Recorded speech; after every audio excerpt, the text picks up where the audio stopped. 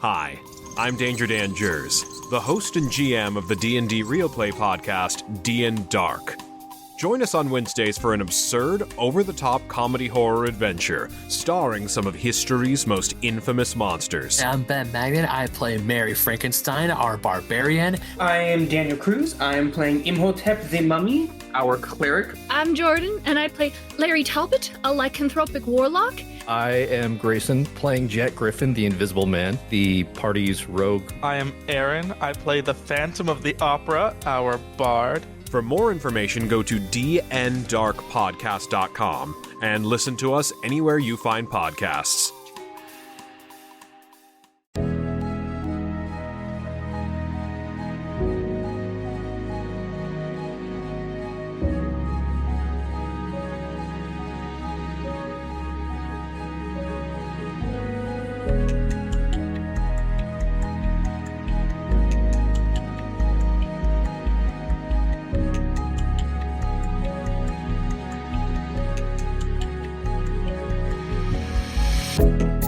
Hey everybody, this is Davis over at the CFG, and I would like to welcome you to another episode of Pop Culture Gems. This is a series where we talk to amazing creators, artists, cosplayers, voice actors, and so much more. If you like the interviews we do with these amazing guests, give us a thumbs up and subscribe to our YouTube channel, the CFG channel, or you can either go to our main website, confreaksandgeeks.com, or listen to it on any podcast services out there. Today, I speak to an incredible person that is taking the VA world on fire. She has played in several different roles, like the ultimate tsundere character, Rin Tosaka from Fate Stay Night, the badass ninja Jade in Mortal Kombat, Zeta from Grand Blue, but you would definitely recognize her as the awesome healer Lifeline in Apex Legend. I would like to welcome Mela Lee to the show. How are you doing, Mela? Well, after that introduction, I'm feeling pretty stellar. Oh yes, hey, people got to show all the awesome stuff that you've been in. You know, you got to hype folks up to talk to you. My birthday's coming up, and I feel like here's your birthday present. Like it's mine. Thank you. That is awesome. Hey, well, thank you for stopping by, and I'd love to geek out with you a little bit, but let's get down to it. So, I know you probably heard this a lot, but you initially have a business finance background, and that's quite different from most voice actors I've known or talked to. But I'm kind of wondering what drove you to make the switch from Wall Street to voice acting. Well, honestly, I had taken a voiceover class and got an agent and was doing a few anime roles here and there and commercials. And now I understand I was doing pretty well, but I come from a family of scientists and lawyers and doctors on one side, and I never thought I could be a voice actor professionally. It didn't seem realistic. It took some of my friends to be like, but you are a professional voice actor. So even while I was banking, I had some freedom of time. And I would do anime, and I would go onto Warner Brothers lot and do some ADR for Gilmore Girls and Entourage. And so some really exciting things were happening, but I wasn't thinking that would last. I was going to go to law school. And then I was consulting for a bank, a Wall Street mortgage firm, a private equity firm. And then we had a banking crash in 2008. And they were real smooth about it. They're like, listen, we're just things are really fine. We'll pay you at the end of the year. So September to December, there wasn't really a paycheck. And so then they said, well, we're going to switch to new system and you'll get paid quarterly. So we're going on, now it was 6 months where I hadn't been paid. And now it's getting lots of ramen. I was doing a few anime sessions, and the great thing about Bang Zoom is they feed you. So I was like, you going to take these oranges?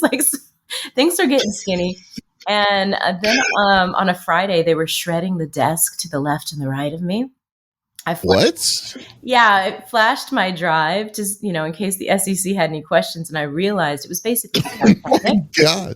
And I walked out, and on a Saturday, I was just in silence thinking, what am I going to do? I had $56,000 worth of student loans. I had a bunch of credit card debt from the company on company cards because they were like, just pay the minimum. We'll pay it off in a minute. And I kind of thought, overall it was almost $100,000 between student loans and this company's credit card debt. And you can't get rid of student loans for bankruptcy. And if you want to go to law school, you definitely aren't going to file bankruptcy. You want to be with a good firm. Mhm. So I was just, what am I going to do? And on Sunday, an ADR director named Joe Capoletti said, "Hey, Mela, I know you're probably busy, but is there any way you could come to work for a film on Monday?" And I was like, "Hey, I happen to be free."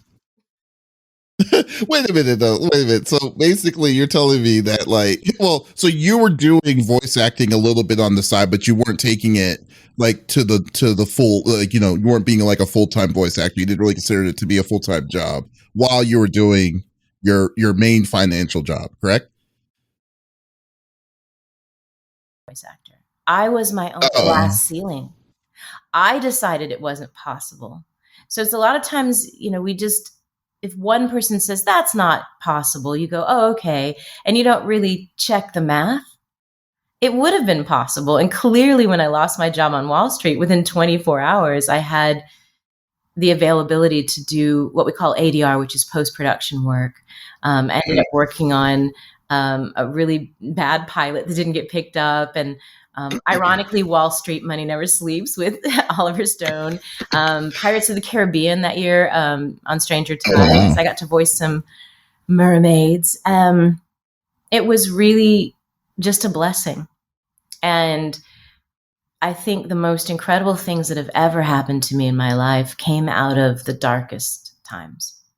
So did you initially, like, to get your foot in the door on the ADR work that you were getting, like, at that time, like, did you just, like, did that fall in your lap too? Or was that something that you kind of was like, "Oh, a friend took me up with this kind of thing"? It fell slowly. Uh, Due to anime. Anime saved my life because that enabled me to understand dubbing and timing, very similar art forms, post-production, because there's very specific mouth movements for a person who may have flubbed a line, or maybe the boom picked up a plane, so they need you to go over the line. And it's very specific work, but very much like anime. And an anime engineer named Sean said, "Hey, I've got a friend who does ADR for Warner Brothers, and I recommended you. He'll be giving you a call." I was so excited because ADR is like the holy grail.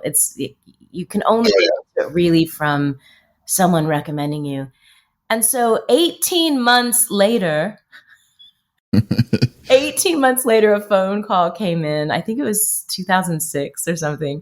And it was like, "Hey, Joe, did Sean tell you I was going to give you a call?" And I thought in the back of my mind, like, yeah, like What? a million years ago. And I remember driving onto the Warner Brothers lot for the job, and you have the water tower, and you can see, off to your left, you guys don't know, like you're driving on, off to the left is like the back lot. And it was a dream come true. It to this day, Apex, we get to record a lot of times at Warner Brothers, and it never gets old. You drive onto a movie lot, in a million years, your inner 7-year-old would never think that was possible. So when you say, how did you get in? Did it just fall into your lap? Yes, but slowly. And then when it did happen, it was there for me, and I was so grateful. It paid for a lot of ramen once I lost my job. But there's a lot of actors who ask me, I auditioned, but I didn't hear back. I have a lot of jobs that I'm doing right now that I auditioned for and didn't think I got, but maybe a year later, 2 years later, either I got that job or a casting director remembered that I might not have been right for that part, but I was perfect for something else they were working on. So Wow, that's an awesome story. And it didn't mean to like sound like it was to cheapen like the the fact like to say that it just fell in your lap or anything. I know you definitely worked hard to get it, but it just seems like it's very interesting on like how you initially got your ADR work, especially at the initial part of your voice acting career, because that's pretty unheard of in my opinion for all the folks I've known, So, but no, that's awesome. Please be nice. Anyone who is wanting to be a voice actor, be nice to your engineers. They run the world. Very grateful. Yeah, that's crazy. Are you done with ramen though in the rest of your life though? I have some in the cabinet just to remind me where I came from, and also hot spicy ramen. Who doesn't love it? Oh God. I'm sure it's bad for you, but it's delicious. It doesn't matter. It's like God's gift to man. Hot ramen's always the way to go. Especially, oh man, like, and you live in California, but like, I remember there's this one spot in Little Tokyo, called Daikokuya, and I could eat that stuff all day. That's the only place I can eat ramen constantly. Not for the rest of you, but you put it in our private message thing. I'm not too far from Little Tokyo. I'm always looking for a good ramen spot. Oh yeah, the best ramen spots are the ones that are like the hole in the wall. And you just see a line coming outside of it, and you know it's good. It's good ramen. So, but okay. But do you personally like? Do you have a personal fandom? Like, what's your? Do you have a fandom that you like to geek out on, or like what you're interested in? I love quantum mechanics and theory. Neri Oxman, I always like. She's like I think she's amazing. I love when I saw Hidden Figures. I mean, just anybody that loves math. I'm fascinated by. Those were my idols, people that I would look up to. But fandoms, I'm a fan of our fandoms. Is that fair? That is fair. That's very Legends, Miraculous Ladybug, Fate Stay Night, all of these fandoms are so extraordinary. As someone who moved 26 times before I was 21, I was always an outsider. I felt like it. And what's interesting is fandoms are made up of outsiders for the most part. And so it's like getting to redo high school, junior high, your primary schools, but everyone loves you. It's great. So you're not nervous or anxious because everyone's nervous and anxious. And it's been like a second childhood and university years to interact with fans and find out that we have a lot of the same interests and, meet on Discord or Twitch or at conventions. I just feel like I'm knee deep in my dreams. And I never could have imagined being so comfortable in my skin. And so anyone listening or watching right now that has been a part of that, thank you so much for being so kind and it matters. Your posts, your kind messages. Often other voice actors, we talk about it. We can't answer all of them, but it's really moving to do something you love and find out that it means anything to anyone in the world, and to have a few million friends out there from all countries. It's the ultimate pen pal experience, and I love it. Thank you so much. That is very true, though. I mean, it's I can only imagine. Like, I mean, I'm never going to be. I'm never on y'all's side on voice acting on conventions, but I can only imagine like when you go to an event and then you just see all the fans of your works that you have done and stuff. That kind of has to hit like very special into your own in your own heart. I'm like, oh wow, I've reached these people. I mean. I think, yes, seeing all those people is lovely. For me, it was anxiety inducing. I mean, thank God for friends like Kyla Bear when I was first at Oz Comic Con, which was, I think it's Supernova. I'm going to go to Oz Comic Con, you guys. I hope I haven't, by this time, I haven't spoiled it, but I'm going to be in Sydney again. I'm so excited. But seeing all of these people was really overwhelming because you record in a room alone. And I was thankful for the free food and the craft service and, free emergency and oatmeal. But I wasn't aware of what those jobs would be. So seeing all the people, a bit overwhelming. I remember answering a question in Sydney and someone said, what's it like to be in multiple shows with Kyle Hebert? And he must have seen this deer in the headlights look on my face. And he leaned over and he's like, we did all the voices for X-Men. And he starts naming the shows we've been in because we don't record together. And I thought I was going to go to law school. So it wasn't like I was immersed in the world and looked up all my castmates. And I answered the question by saying, it's a funny thing that you would ask that. A lot of times we don't meet each other until we're at a convention. But that being said, the most beautiful thing isn't to see a line of people. It's to actually speak to everyone. And to connect with them and hear how my work has influenced their life or maybe got them through a bad day.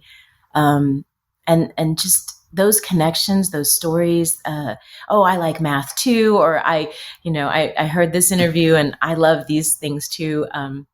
I feel connected, and I think very much as a child, and I don't want to say just as a child, probably until like I don't know yesterday, I felt alone.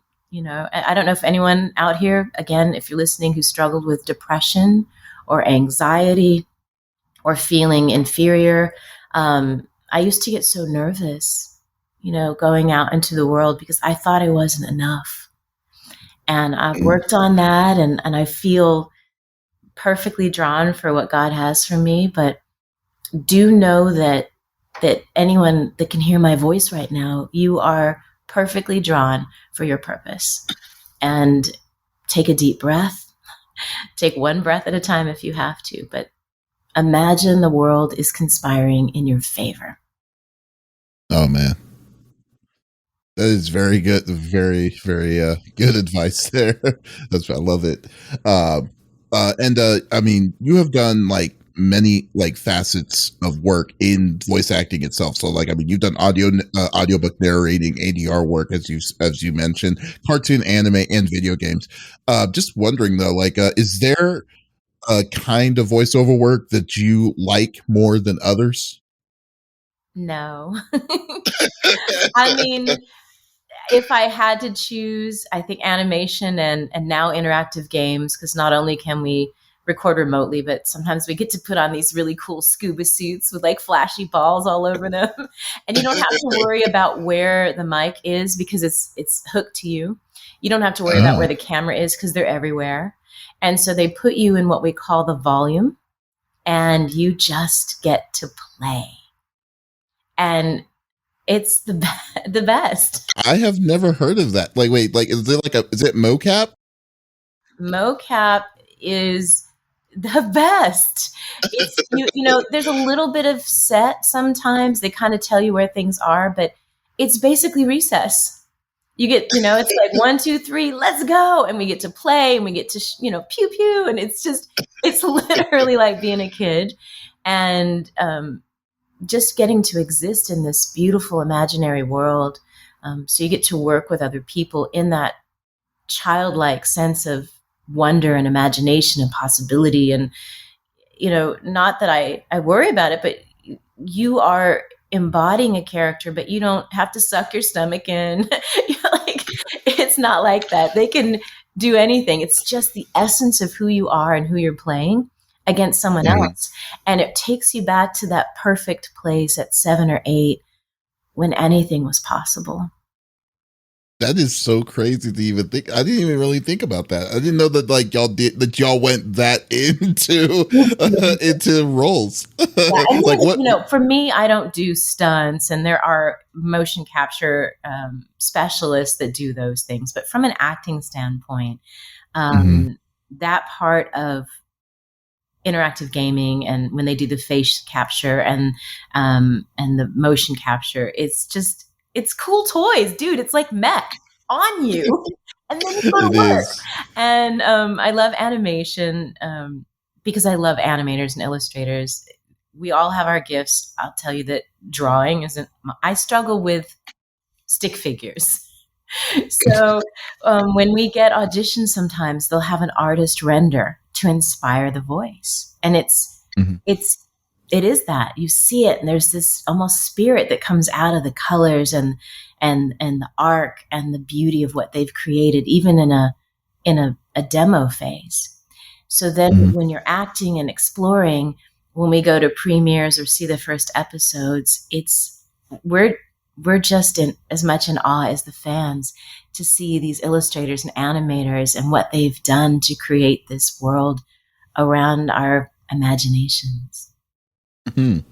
Yeah, that I mean, it's funny. One of the things I've always wanted to do was a mocap suit, just to see how much fun it is, just to move around and run and do, like, when they just say, "Hey, okay, you need to jump in this little pit," or and stuff. I'm like, I would love that opportunity just once in my life would be great. Well, let's put that out into the universe, right? Yes. And it's worth taking in class if anyone eventually is able to take a class. It doesn't mean you're going to be a pro voice actor, but it's super fun just to figure out how the things you love are made. And also, I mean, listen to me, I'm going to be like, all of the voiceovers are great. I loved it as a kid. I would travel and meet all my friends in a book, in literature. So to grow up and get to do that for a living is really lovely. And here we are in the pandemic, and I don't know if anyone else felt anxious at all in the last couple of years. It's been difficult for me to get used to going out in public again. And oh my gosh, I have asthma, so at first they were like, you're high risk, and it just makes you feel scared. I'm fine. I'm thankful for all the doctors, first responders, and the medical community who's been working on our behalf. But to go when I first go ahead. Oh, I'm sorry. Like when the world was opening up slowly, but again, that's like I was forcing myself to try to start going out again for walks, and it's like it's kind of weird. It's just like how explosive. Like when you just open and you realize, wow, it's been 2 years, haven't been able to go out go do different kinds of things, and now you're trying to do it, trying to get back integrated back into society like this. It gets a little overwhelming sometimes at times. Are you like an extroverted introvert? So it's like when you have to be, you can be an extrovert, but to be truthful, just the quiet of the house sometimes in the morning when there's nothing, it's just my happy place. So to step into a really noisy environment can be overwhelming for me just as much as some of my fans, and we connect sometimes because I'm a little overwhelmed by all of the auditory and visual input. So yeah, it's just I love sitting in a room sometimes. That's what I was going to say about audiobook is I get to put on headphones and sit down and read a book for a living. So it's wonderful to see all of the things I love, playing pretend, reading books, watching animation, and now being part of that process. I mean, I'm sorry, every girl dreams of growing up to be a Disney princess, and to work with a Disney company is all of those are dreams. So I can't really pick one. That's fair. It's like going into Charlie and the Chocolate Factory. Like you get to go into Willy Wonka's factory. I mean, which place was more magnificent? They're all crazy beautiful. But it could have been one more than the other. I mean, not necessarily like the brand, but more like the kind. Like we'll give 2% more to getting into a super suit with a bunch of space balls and like playing. That's the best. Okay, the mocap. Okay, so it's not like the worst. I mean, you don't have the worst, but everything else is pretty even. It's just that mocap is just slightly ahead of the curve for all of it. Okay, come on, and it's like it's a great evener because nobody looks cool in a super suit like in the mocap. That is true. We all look like we're out of a Dr. Seuss You're a Lorax or something. Yeah, we got the hair hanging off our head sometimes, or the mics. They're in awkward places, and it's just. Oh, I'm sorry, guys. I just won the lottery when it comes to careers. I couldn't feel any more blessed. Hey, you definitely if you love what you do, then you're definitely going to you're going to definitely enjoy life even more. So I definitely understand. And I mean, as you know, like many video game companies like to keep voice actors in the dark and have code names of the characters that you are auditioning for.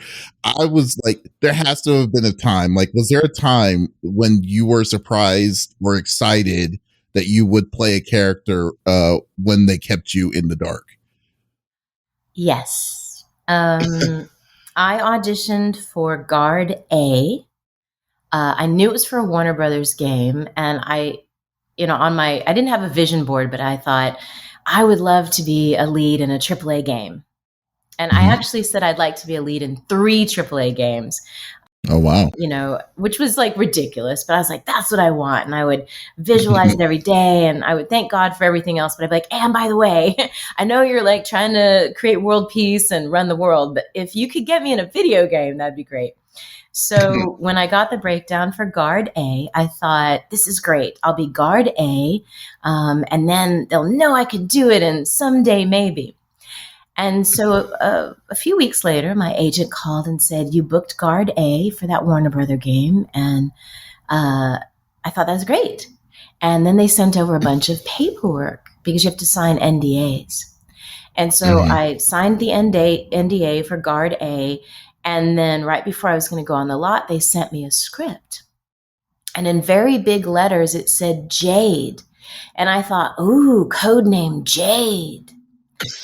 And I'm reading it, and I was like, this feels a lot like Mortal Kombat. Wait, it can't be Jade, like the Jade. And then I'm reading through it, and there's a scene with Kotal, and I thought, did I just book Jade from Mortal Kombat?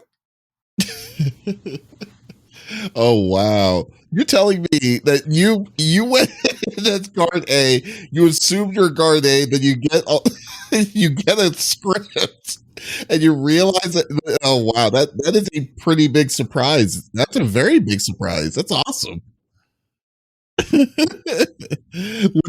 did it sink in? When you're like realized like when it just like when you were doing that? When I walked in, again, I got to drive onto the Warner Brothers lot. Hello, water tower and guard, and they have like a little valet that parks your car. And I know she's off air now, but like just to the right is like this door that said Ellen, and I was like, it was just weird, right? And I went in, and everyone at NetherRealm, the production and dev team were either there or they were patched in from Chicago. And they said, welcome. And they were so nice. And they said, would you like to see some of the renderings? And what? Yeah. So I got to see stuff you guys didn't even get to see, like potential skins that they didn't even use. But it was overwhelming and beautiful. And then I think 2 or 3 times after I'd come in, they showed me, they put the screen up and they showed me recording, and then the face capture of the person recording. And then they had a film of the motion capture, which was done in Europe. And to see all 3 of us move and create Jade was extraordinary. And also just for the actress that was doing the face cap, things you don't notice about yourself. Voiceover, we're in a booth by ourselves, but she curls her lip up the same way I do on words. And I don't know if she did it because she watched me or we just do the same thing. And that's why our voices or her face matched my voice. So I'm assuming, so you set the pace of what the mocap actor was doing, like so she had to lip sync what you were saying at the right times, and then the CG guy in the different country is making sure all this is coming. Wow, that is so cool. That's cool. Hey, we were prepared to work as teams from across the world already. Man, that is awesome. That is so cool though. Just to have that kind of excitement. And it's funny, like I have to say one of my favorite games, you were in this game, and I'm so glad that I saw that. I was like, oh, that was her. Was a game called Trails of Cold Steel. And you played the maid, I believe Sharon Kruger or something, and just something about her because like she had that bubbly personality, but it was that deceptiveness that kind of came into it, and like she like every time she talked, and she had this weird giggle when she's like trying to say, "Oh, you'll see," kind of thing. Like I have to say, that she was one of my favorite characters in that game. So because of you. I love that she's a casual assassin, in her spare time. Yeah, I know, right? Making them breaking hearts. Yeah, she's just there. She's like, oh yeah, I can kill whatever I want to, but I choose to serve this family. I'm like, what? But it's like, okay, whatever, Sharon, you do Sharon, Very Lifeline too. I mean, she's pretty deadly, but loves to bake cookies. If you guys are Apex fans, my cookie recipe is actually in the game. Are you serious? Yes, Lifeline's cookies are my cookies. They put my recipe in there. Oh my gosh, that's funny. Oh man. And I mean, and your vocal range is like your natural vocal range is incredible. So like when I just look at your range of work that you've done, yeah. And I know that you've been that you've been told that you were going that you should be in voice acting, and I'm glad that you definitely pursued it.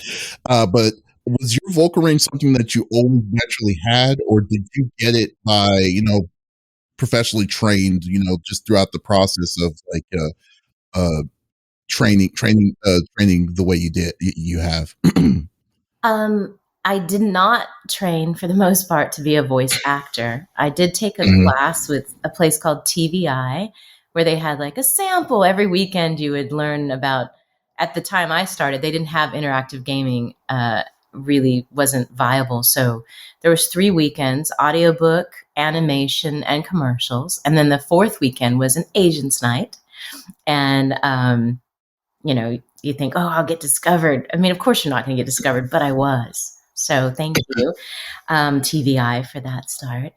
And I moved a lot, and I spoke very properly as a child, so I had like a lower voice, and I very grown up, so not adorable at all, and felt very self conscious about that. And I would listen to the dialect or the accents of where I was going because I didn't understand what they were saying. And I had to really listen to understand that, and uh, to be able to assimilate. And sometimes I would have to learn how to say things differently so I would be understood. And so Mhm. that was a back pocket talent that has now followed me into voiceover. But I think the listening and the appreciation for the music of different parts of the country, whether it be back east or the South or California, I'm very California now. But there's a music to the way people express. I have a character for Do Re Mi with Kristen Bell on Amazon, and Maestro Moon, she loves music. So I think that everything she says is like music. Do, how does that make you feel? Yeah. So she's like, everything is music. And then when I was recording Lifeline, they said she always has headphones on. So I would have this, soundtrack, and I'm not the one you should be afraid of. She had this sass to her because I remember her, and I still do this sometimes when I'm idling, and I realize now they have, it's neat to do that and then see that be animated in your character. And Jade from Mortal Kombat, very much that voice of. She reminds me a lot of my other grandmother. One Nana is Lifeline, the other one definitely wasn't. She was born in Mhm. London, but just that proper, headmistress almost voice. That's where she comes from. So there's this whole cast of characters that are authentically part of my life that I now pour into my work. They're very familiar, very real. Mhm. So you put a little bit. So you put a little bit of Mela Lee into every role that you kind of get into. That's cool. I like that. Definitely. I don't know how to do it any other way. I know everyone's process is a little different, but from me, I have those people that were the most influential in my life, the people that hurt me the most, loved me the most, inspired me the most, and they're very much a part of my work. Oh, so yeah, that's good. That's great. I mean, like you said earlier, like you would when you played like was your character Lifeline in Apex Legends, and you provided so many memorable lines. But I was just wondering, like, because like the biggest thing that really kind of got me is how like you just switched on the accent. Like, have you like that's so crazy to me to be like, wow, you just babe were just completely someone else like that towards it. Like overall, like how was your experience playing a character like playing Lifeline? It is beautiful.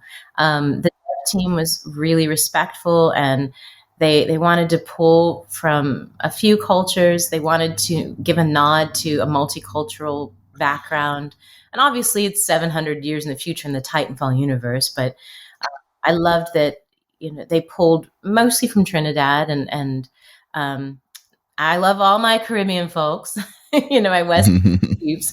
But it pulled from the English, the Creole, the Indo-Asian influence there. The Caribbean is very big, obviously. It's like a huge art. Trinidad's right there near Venezuela. And it was lovely. They had done their research on culture. And they made sure, they told me when we were auditioning, we don't want her to be an accent or a trope. We want her to be a person. So I have a multicultural background, and kind of growing up, for those of you that are, I don't like the term biracial because I feel like we're all from the human race. But this multicultural background, I felt like I wasn't enough of anything. But it was the first time I got to work with a character where it was me. And they explained long before you guys knew that she came from a very good family and was kind of trying to hide and fit in. So she had a much more complex background. And I really related to that. And there would be a few things where I'd call up cousins and I'd be like, would I say this? Because, I didn't grow up there. And they're like, nope, you wouldn't say that. And they would give us a little guidance and, pass me that sugar, like just the spice. I definitely, my Nana was born in Mississippi on a sharecropping farm. And she's we call it like Trinissippi. It's got this it's very a melange, but she's got that sass, and I got to bring that in. And my mother was in the military, and she was in the medical field, so that natural ease I kind of have that Lifeline personality. It was lovely to bring all those aspects of myself into that role and to connect with my background and culture.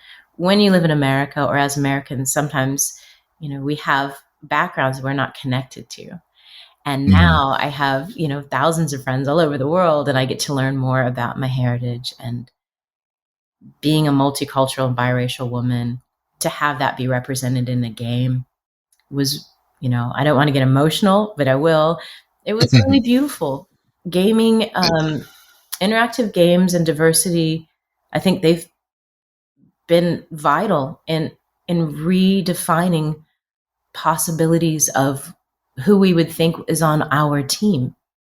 We learn how to squad up, and not just in Apex Legends, but in a lot of games, you squad up with beings from other planets, other value sets, other talents and skills, because you need each other to get to the next level. And I think that that's a very important lesson. We've had a whole generation of gamers that's in our DNA. It's intrinsically written on us that we are going to work side by side with people that don't think like us and don't look like us. Right. I mean, I'm sorry. I didn't know. I mean, like, it actually is a perfect transition, because like I'll make this the last question, because but like I know, but like I mean, like you were saying, like for being a melting pot, even in as a gamer, is already naturally there. What I definitely love is kind of what I'm seeing in like, I mean, you've been crushing it in voice acting for a good while now, and like compared to how it was growing up, the level of representation in the field has changed so much for the better. Yes. We're not quite there yet, but it is making strides, but like I would love to kind of get your full your take on how the representation of voice acting is currently going, and like and how you personally feel about it. I'm proud of my industry. I know we have a ways to go, but I think interactive gaming, even ahead of Hollywood filmmaking, has been instrumental in pushing diversity and representation forward. And I think sometimes diversity used to be a code word for skin color, but it goes so far beyond that. It's way culture. Beyond that, yeah. And so representation of culture, that means it represents everyone. I was doing a panel at Comic-Con with Taboo and Erica Lindbeck, and it was about diversity in graphic novels, interactive gaming, and representation. And a person stood up and said, I'm non-binary, I'm from Tennessee and I'm white. How can I be a part of the diversity conversation? And in their mind, they were thinking, how can I support you? But standing up, and this is 2018, they were part of the diversity conversation already. And that diversity, when we push it forward, representation of one helps representation of all. Yeah. I know we have a long way to go, but I think in representation, what we're finding is that we have a lot more in common than not. So you may identify on a certain spectrum scale or gender scale, but as human beings, there's so much that we share. Insecurities and dreams and passions and loves and heartbreaks and tragedy and grief. These are human experiences, and we are all exquisite human beings and drawn differently, but let's share a human experience. And I think interactive gaming excels in that.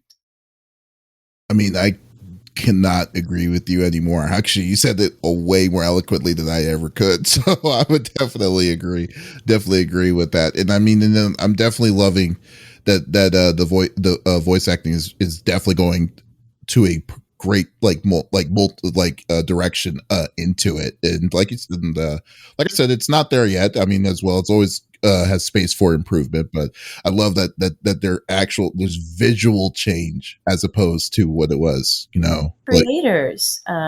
We've got Noir Caesar and Zeno Robinson and I had a conversation in 2016, 2017. We were doing an appearance and talking about that we not only wanted representation, but wanted opportunity and access. And Zeno's a perfect example. His job, he didn't want more jobs just playing someone that looked like him. He wanted access to all of the jobs. And you can see he's done a great job, whether it's Hero Academia or any of his other roles, like with me at the Owl House for Disney. The opportunities have opened up. And when we grew up, the word blurred didn't exist. And I think a lot of us thought we were one of a few, but now we're one of many. Yes. It's important for you, anyone watching this, listening to this, if you don't see it, it means that you're supposed to be it. Don't wait for there always to be you in your workforce, whether it's entertainment or accounting. If you have a passion, there's a reason you've been drawn with that passion in your heart, that dream. And if there isn't someone in the industry that looks like you, sounds like you, thinks like you, it means that it's supposed to be you. God, I love your positivity. I definitely love it. It's so great. It's so infectious, and I definitely love it. It's so great. I mean, you're definitely totally right. But man, it's so great. I love talking to you. It's awesome. Yes, but Mela, I know that but I know you got to go, but just before I let you go, is there any like events that's coming up that people can see, can come by, say hi, talk to you any further anymore? I'll be at Game On Expo in Phoenix. I will be at Ronin Expo in LA the following weekend. These are in August. I don't know when this is airing. Collecticon in Long Beach. I have a Discord server we're relaunching, and once a month I'll be doing free voiceover workshops. So follow me on Instagram. The Mela Lee is my handle. And there's nothing attached to the free webinars or seminars. It's just this is the number one question I get asked. How can I get into voice acting? What do you think? So I'd love to start giving back. And I'll be doing these workshops every week. Looks like I don't know if they've announced it yet. So I might be in Australia soon, Sydney, Brisbane. And I have a new single coming out September 30th. So I would love your support on that. And I think that's all I can do right now. Like, it's everywhere. Find Mela Lee there. Well, Mela, thank you so much for coming on to the show. I really appreciate it. We'll definitely stay in touch. I will definitely join that Discord because it's always great to hear you. And And folks, if you loved the interview that we did with Mela Lee, you can also check it out on any of our main website, confreaksandgeeks.com, with some check out the full library of our podcast of the Pop Culture Gems, or go to any podcast services that are currently out there. So once again, this is Davis signing off. Y'all have a great day.